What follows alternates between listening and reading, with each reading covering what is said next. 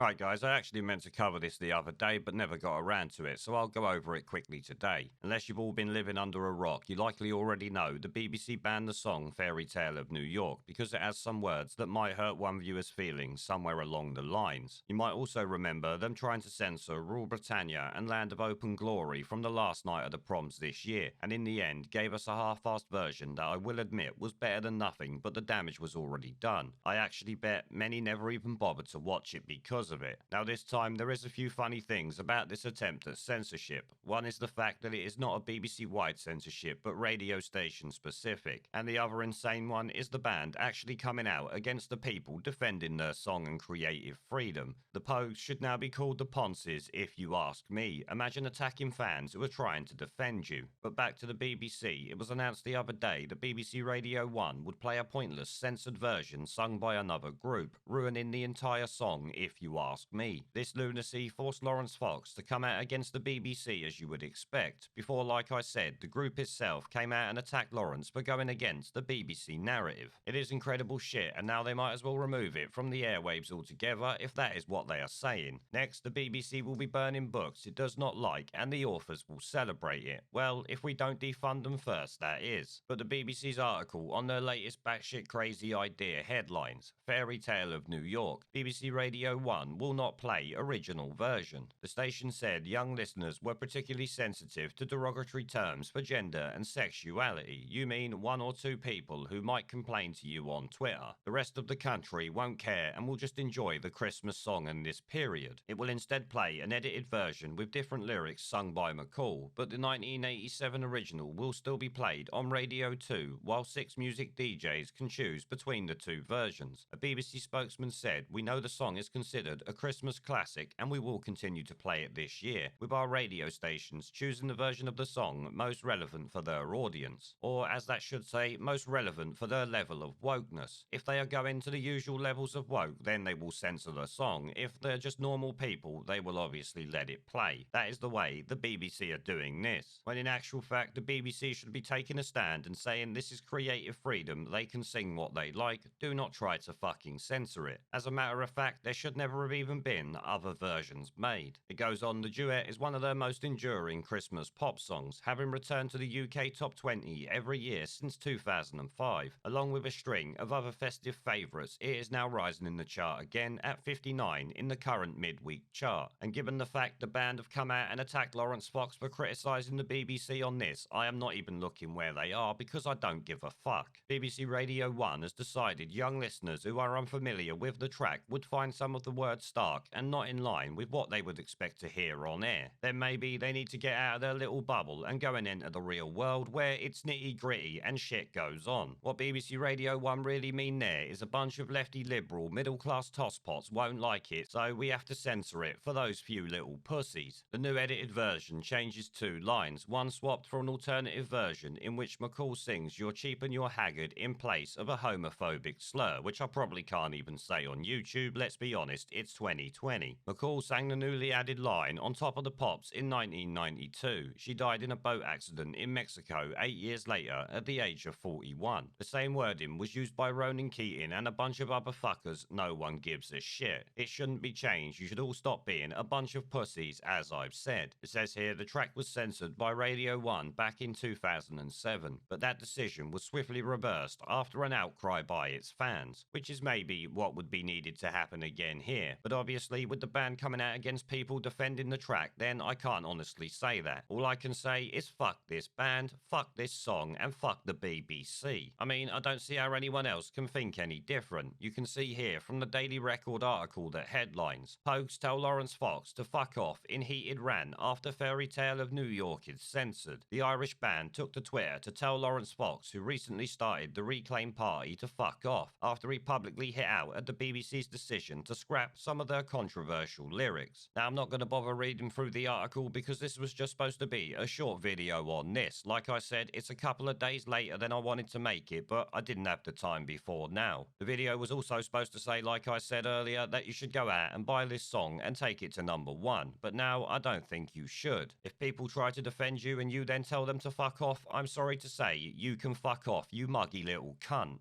There is a pattern consistent throughout history of oppressed people turning on the oppressors, slaves against their owners, the peasantry against the feudal barons, colonies, Mr. Verhofstadt, against their empires.